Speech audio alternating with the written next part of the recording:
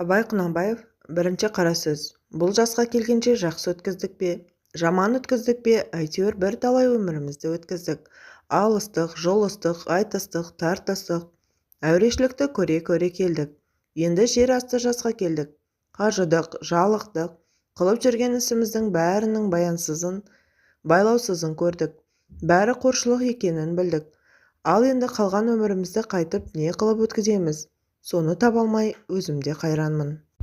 Ел бағу жоқ, елге бағым жоқ. Бағусыз дертке ұшырайын деген кісі бақпаса, не албыртқан көңілі басылмаған жастар бағамын демесе, бізді Құдай сақтасын. Мал бағу жоқ, баға алмаймын. Балалар өздеріне керегінше өздері бағар. Енді қартайғанда қызығын өзің түгел көре алмайтұғын, ұры-залым тілімсектердің азығын бағып беремін деп, қалған аз ғана өмірімді қор қылар жайым жоқ.